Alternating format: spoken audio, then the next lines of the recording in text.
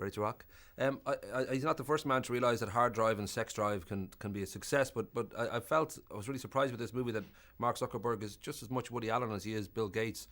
I wonder if that was Aaron Sorkin's work, or whether that sort of witticism that comes across in this movie is very much you believe there when all this went down. I've seen a lot of interviews with Mark, and he is occasionally witty, even though he's probably under intense pressure and scrutiny during some of these interviews, because you can imagine this major organization is vetting everything he's saying and concerned it may that he may say the wrong thing. But Aaron Sorkin's dialogue is naturally witty. That's not to say he ever compromises what's dramatic or authentic about his dialogue, but Aaron is a very witty person, and therefore his characters, even if they are younger people, are as well. Well, Mark Zuckerberg, he's something of a prickly pear. I know that his friends have said, one has said that he's been overprogrammed, another one says he's a robot. On his own Facebook, he has, as one of his interests, is eliminating desire, and I know he's admitted now early on when Facebook was starting out that he's famously, in one instant message, said, they trust me, dumb fucks. So he has that sort of, I don't know, there's a lot of contradictions going on, and I don't know whether that was something that you felt you had to address, whether David Fincher and Aaron Sorkin gave you guidance as to how to portray this guy, make him sympathetic, make him hard. Well, we look at Mark's actions at 19 years old in retrospect after he's worth $7 billion, and it's very easy to criticize somebody who is in that position for stuff that they did when they were 19. But I imagine we all have things that we did when we were 19 that, had we become, public figures and billionaires, could be scrutinized with the same eye. And viewing it that way, it was very easy for me to view him as sympathetic. He's somebody who is a very creative person, who was struggling to protect his own creation, and is also somebody who was 19 and very ambitious. And his priorities were primarily focused on his creation, rather than kind of having to account to friendships or having to account for associations at Harvard. So I think it's wasn't difficult for me to view him sympathetically.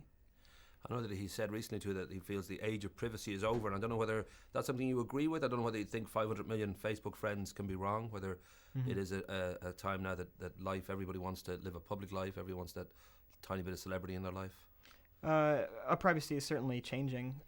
We just came from Germany, where they don't allow Google Maps, which is a very popular application where I live.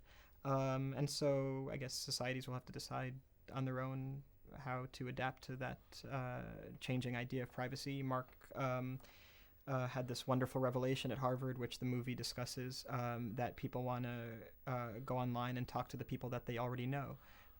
This is such a kind of a keen insight into how people want to interact, and if that means kind of compromising some part of privacy, it seems that people are willing to do that.